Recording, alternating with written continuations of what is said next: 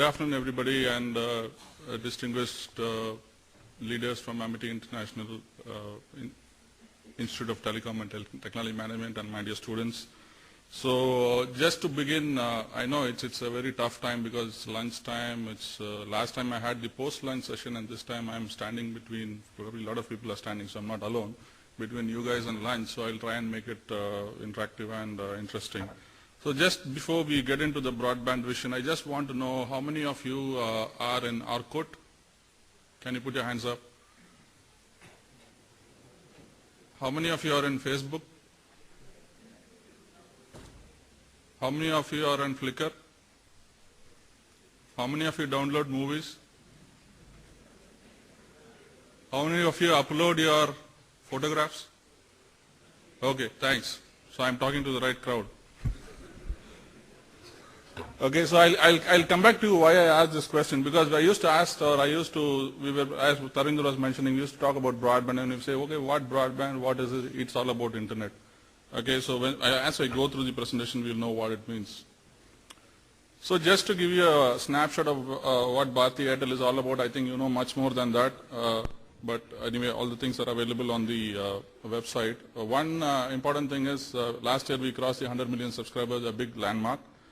And also if you see, we are also growing on the fixed line side with broadband as our main spearheading product. Okay, so in the previous session, all the senior colleagues and people talked about the telecom growth in India. Just to give you an idea, because I couldn't go beyond March, I have actually starting from March 00 going, I just wanted to capture the last 10 years. But actually the graph was not fitting in, so I just compressed it to the last 5-6 years. If you see, the telecom density has already gone to the inflection point and getting up with the hockey stick growth already. So in the last 2 years, it's been doubling, starting from 2005 to 2009. And surely, is it going to go the way it is? We'll have to wait and watch, because there are a lot of, already we are 500 plus. Even though it's a 1 billion population, from here the growth is probably not going to be the way it is going to be. It might flatten out, but surely it's going to grow. Okay, this is an important chart, just because again I couldn't manage it on it's on a logarithmic scale. So the dark purple or whatever color it's coming different colors. Is the wireless database or the subscriber base, and the fixed line, if you see, it started growing from March 4 to March 5. And the important, event happened in October 04. Any guesses? What is that important event from this graph you're watching? What is that event which has happened? What is that? Sorry? No, from this graph. Actually, the wireless growth has actually overtaken the fixed line subscribers. If you see, the crossover has happened in October 2004, because I remember the date very well. I was waiting for this to happen, and it was a bit demotivating, because from where we are going to get broadband, but let's go, it's all going to happen. And from there, there's no looking backwards. If you see, the graph is already moving beyond 500 million. And the other interesting piece is the wire line as steadily declining over a period of time, and we are somewhere around 37 million as on December 09. So what it means is Indian telecom is predominantly a wireless-led growth. Unlike this is one scenario or trend you should have in mind, because all the international markets, mature markets, have grown in fixed first. They have a very good penetration of fixed line, and then wireless started further fuel their growth. But here in India, before fixed could do, actually wireless took over and it started leading the growth. Okay, what is it story so far with respect to broadband? The government of India, along with TRI, they came up with the policy in 2004 that we should have a vision of about 20 million by 2010, and of which about 40 million internet users should be there. And broadband, as you say, they have some milestones of every 2-3 years. But are we there? Probably no. The subscriber growth, this is predominantly broadband, and broadband in India is defined as greater than 256 kbps as the speeds. So it has been steadily growing, but not to the extent of what we had actually targeted or visioned. Okay, so that is why we are trying to see how do we realize this vision. And good part is in the last 3 years, the trend is pretty much positive. If you see, it's already doubling every almost 1.5 years, which is a good sign, right? And another interesting piece is of this broadband subscriber base, 96% is still on 256 kbps. Okay, so we have plans of 2 Mbps, 16 Mbps. The technologies today is available, but still the majority of crowd is still sitting on 256 kbps. So what it means is it's another big opportunity waiting to explode, right? So that's why I asked, what are you guys doing? If we have to build a next generation network, it has to be for next generation users and it has to be for next generation services, right? So it's not the old way of going to a computer room and sitting and trying to dial up and connect and trying to do some downloads. It's much more than that today. If you see, the device categories have really ramped up thanks to companies like Motorola, Nokia, and lot many people more who have been packing the market with so much of wide variety of handsets and terminal devices, and it's getting more and more intelligent. And the other interesting piece is you may not grow in numbers, right? Broadband is all about experience. You may not grow in numbers, but actually the number of connections or multiple devices are going, each connection is going to have multiple connections. You may have your PC, you may have your laptop, you may have your TV, you may have your handheld devices, I don't know what not. So you'll have one pipe under which you will be consuming it across different devices and multiple devices, which will surely demand a higher set of bandwidth for which the broadband needs to grow in that direction. Consumers, as you see, there is no end in sight, ever-growing demands. As if you see, it started with 256, we are already on to 1 MB, 2 MB, 4 MB, and we have technologies on copper to deliver 16 Mbps. Next we go on fiber, and also it's available, and similarly the pipes are also getting filled much faster. So what is happening is, as users you are demanding more and more bandwidth, and as service providers we are providing you more and more bandwidth, and it improves your experience, so you consume more bandwidth, it becomes a vicious cycle. So in this chart we are just trying to see what sort of an average downlink speed or downstream bandwidth normal, in the sense which will be required for really a broadband connection, or how do you utilize it. HDTV is not come in this part of the world, but it is already showing a lot of promising signs all over the world, because each channel will occupy quite a big amount of bandwidth. And also it's not just internet where you just give Hotmail or put in your name, password, and then wait for the page to download. You are also uploading a lot. This is what you said when I asked you who are all uploading photographs. So the traffic is getting more and more symmetrical. That means uplink bandwidths are also being consumed. Right, so this is what, if you see, it's a house where you have a gateway where somehow you are plumbed the pipe into the house and multiple devices. The same picture as before, but more from the bandwidth perspective. So what it means is, still there are multiple opportunities, in fact unlimited opportunities for delivering across different segments, whether it is mass for basic internet services going up to complex solutions for high-end enterprises.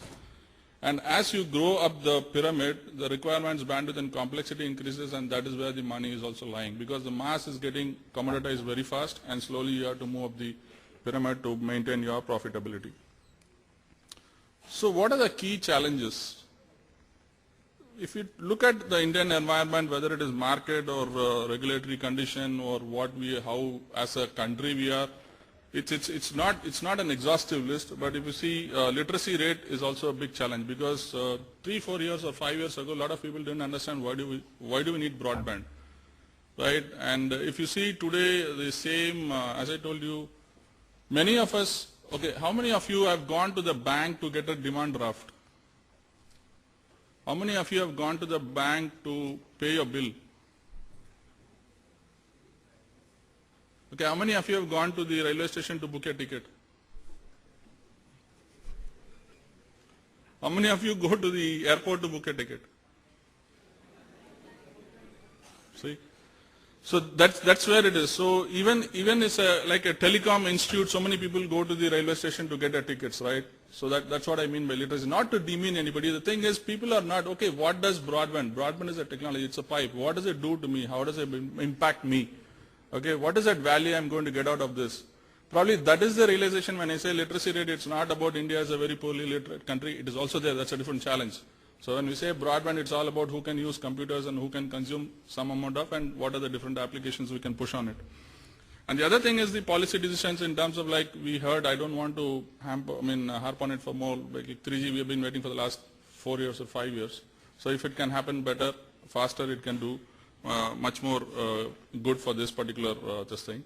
And the geography, like India, it's like a continent, right? It's not like a European country where you have just, like you said, 5 million. If you just go around Noida, probably you'll get 5 million people.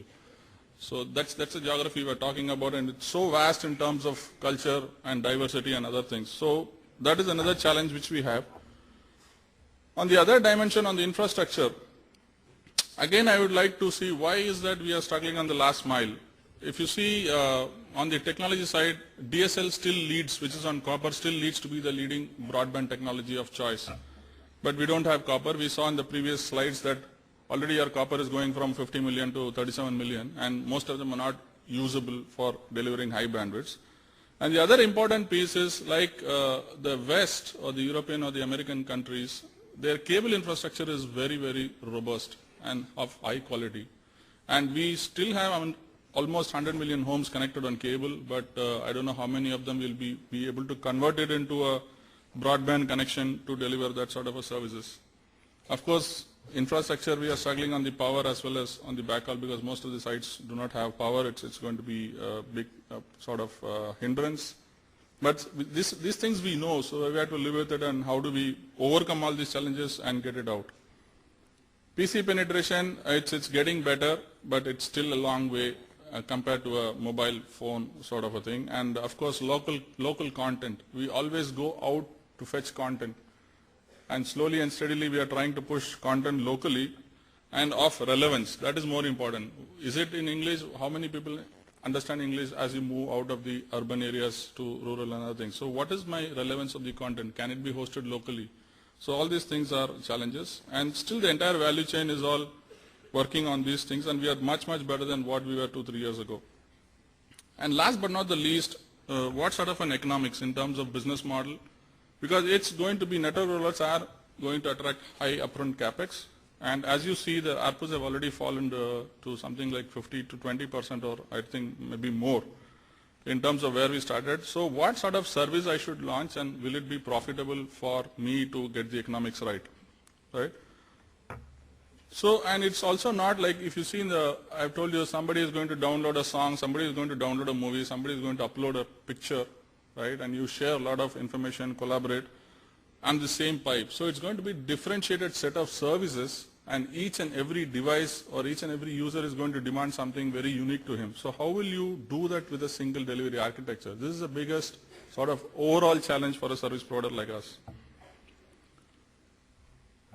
Okay, so now we have seen the trends, we have seen the market status, and we have seen the challenges. So can we learn something from our previous success story?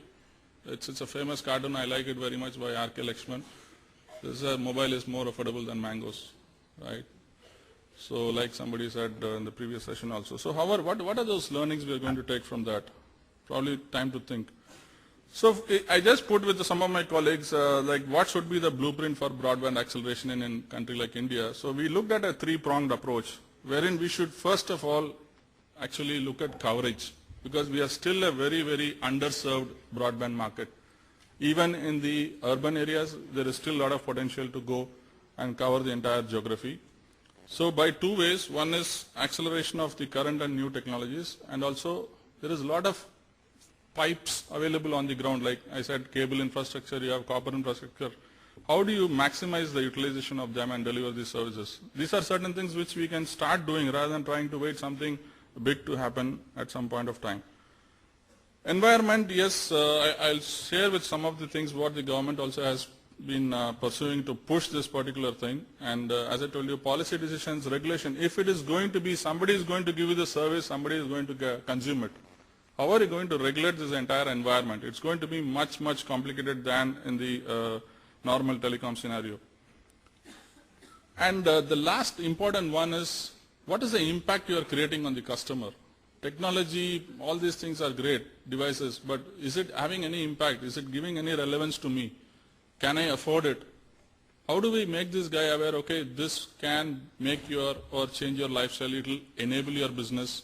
So these are the things probably we'll have to look at and educate the customer, thereby delivering a very compelling value proposition for the customer. Right, today Indian, it's a mass market, it's a very price sensitive market, but at the same time we look at if there is value, people are there to pay for that. So if I look at the first thing as coverage, as I told you, there are some, I think a lot of my colleagues will talk about much more, and I know some of them will do about some of the technologies and how it is going. So we have both copper, cable and fiber, and some of the current technologies are already existing which we can use to accelerate the broadband penetration, and also look at, wait for new technologies to come in, as in WiMAX, 3G. All these are proven technologies across the world. We are not going to be the first ones to deploy. But the only thing, how relevant we make it for this market is going to be seen, and we should maximize these assets to the possible. So we were just discussing, so what sort of a technology will work for India? Unfortunately, it's not a one size or one solution fitting all. We have to look at different segments with different set of technologies, and today we have that amount of technologies or choice of technologies. Today, if you see, it says, okay, it's like ISDN or dial-up. This is what I had started with, because that is, it's still there to some extent, but slowly going to a zero sort of a level. We had GPRS, and after that Edge on the wireless side with 2G and 2.5G, and also ADSL. All the wireline operators who had copper were able to deliver ADSL on their existing copper lines. So we were able to push some amount of data experience into the user. So on the vertical axis is all about bandwidth. On the horizontal axis, it's about which segments or which sort of geography you cover. So going forward, PON is passive optical network, so there are different technologies coming on it. 3G, of course, will be a major impact, will have impact on this, and WiMAX also following 3G, because WiMAX 3G, one thing is WiMAX is supposed to have much more data capabilities along with mobility, and 3G is the natural progression for a GSM technology to deliver data capacities. And if you see, will any of them go? Probably, in my sort of view, probably people may wind up the ISDN or POT sort of dial-up connections, because they will be fed up with that, the speed and all that stuff. The experience will actually drive them towards these sort of technologies. Okay, on the government side, as I told you, yeah, because I don't need to, because there are a lot of students on the finance and economic side as well. I don't need to prove here, or I don't to give you some wherein like what sort of impact broadband has on the overall economy of the country. It's a proven, it's a no-brainer that broadband fuels economy of any country. So based on that, the policy was formalized in 2004. We saw the different targets which were there. We are still there. Not to be, we are pretty much, there's a big gap in terms of achievements. And to also fund a universal service obligation fund from all the operators, they used to contribute some amount of their revenues to this fund, which was set up in 2006. And 2007, Tarvinder, I don't know whether you remember, we used to talk a lot about we are in the year of broadband, so we should actually explode the country with all that stuff. So, but unfortunately, because people are pretty busy talking on their mobile phones, so they didn't bother to go onto the broadband to browse probably. But on the government side, if you see, there are several initiatives. It's easy to say, okay, the government is not doing this, unlocking the last mile should be open, the regulation should be open. But from their side, I think they have put a lot of programs in place. Tele-education by Ministry of HRD, the Human Resources Development, telemedicine, and the SWAN projects is a very big project, because all these states have taken up this by the Department of IT. And also the common service centers, CSC is also a very, very big mega project for a country like India, which is like 100,000 centers they are going to set up, and which will be fed by the state data centers. So all these things need connectivity and broadband access. So tomorrow, like for example, how many of you apply passports online? Okay, probably when you, maybe after 5 years, probably that will be the only way to apply for passports. Right, so that's how it's going to go, because a lot of applications, government to citizen or government to, whether you want to get your land deals, whatever, there are a lot of things which can go online, and that's where we are going towards this particular. So the government from their side are putting a lot of efforts to really beef up the broadband capacity. But the only thing is, policy decisions should be quick and fast, because India is a land of opportunity, and people actually lose interest when they keep waiting for it, right? So if you want to go and watch 3 Idiots, it should start like that, right? You go and watch some 5 trailers, 4 advertisements, like, come on, yeah, put the movie on, right? So the main picture should start as fast as possible. Okay, so I'll just take a step back, and we just want to, I can't do a better case study than Airtel itself. So because we were very much, when we started wireline, a lot of people said, why these guys are going into wireline, and there were a lot of things we started as. Colonel O.P. Arora is there. He can also share his experience when he was in Madhya Pradesh and after that in Haryana. So the telemedia, we started as a voice or a leading fixed line player. From there, we have actually evolved to multi-play. So what does it mean? So 2003, 2004, if you see, the voice revenue was 90%. It's all standard voice, right? If you see, there's nothing called DSL as such, or data is all predominantly dial-up or lease lines. Okay, and from there we shifted to start with, okay, let's look at planning for broadband. Otherwise, it's not, because voice are already moving to mobile, and also it's falling ARPUs. So we started giving the B2C, or the business to customer focus, and the Touchtel brand was merged into Airtel brand, so we had a common brand across all the products. But today is what, if you see the latest is, if you see how the pie is reducing in voice, and it's moving towards more and more data and services on broadband. So I don't need to look at anywhere outside for any case study. We are a case study by ourselves in this case, right? And today, if you see, 2 years ago we said we are not going to sell voice, we are going to sell broadband, right? So if the entire paradigm shifts after that. So otherwise, normally we used to go, because there was a pent-up demand for voice connections. You give voice connection, then after that, over and top, you give the the broadband connections. But today, everybody has got 2 voice connections on the mobile. They don't need a voice connection. Their need is to access data, and at what speeds. So if you see, that is how the shift has happened, and we are looking more on B2B, which is predominantly the SMB segment of the small medium enterprises, and B2C focus for retail users like you and me. So today you can go on the website, last slide, just a minute. So, and we have offerings across for you, which is as a retail user, personalized services, and for your business. We have different types. It's not an exhaustive list. We have IPTV also launched in the NCR region. Speed on demand. If you want to have 2 Mbps or a fatter pipe at some point of time to do some downloads, you can actually go to the site, upgrade your bandwidth, download your applications, and come back to your normal speed. So you'll be charged only for that particular piece. And as I told you, 16 Mbps is available today in Airtel's network. Our networks are capable of delivering 16 Mbps broadband on copper wires. So to summarize, what we are saying is, to realize this broadband vision, there will be multiple technologies. Wireless and wireline will compete, will be tried, tested, and launched by different service providers coming from different parts of the country. And everything is going towards the next generation, because the users are next generation users like you, and the services you demand are all next generation services. So the network also has to move towards next generation and convergence, which will again drive applications further. And the second wave of services is all about multimedia and video, right? High-speed data is taken for its looking like a hygiene sort of a thing. And for a service provider like us, we'll have to deliver and sustain superior customer user experience, which will be a critical success factor for us. And of course, how much will you pay will depend on how compelling the service is. Today, everybody, I see there are a lot of people who keep changing their hello tunes every week. That means they find value, they are ready to pay for that sort of a service. We had the mobile explosion and the way we saw the curve, and very soon we will see the same thing in broadband, and it's going to be a much more exciting, because it's going to impact each and every one of us like it did in mobile. And wireless technologies will be playing a significant role, and also wireline technology also will have their own space in this particular thing. So our vision is, you should have ubiquitous connectivity wherever you are. I think, how many of you are using SMS now, sending messages? This guy is boring. So I got a couple of them. Okay, so it's going to be very pervasive in that manner, because because we did a survey also, there was a survey which says, okay, when is the SMS being used at the maximum time?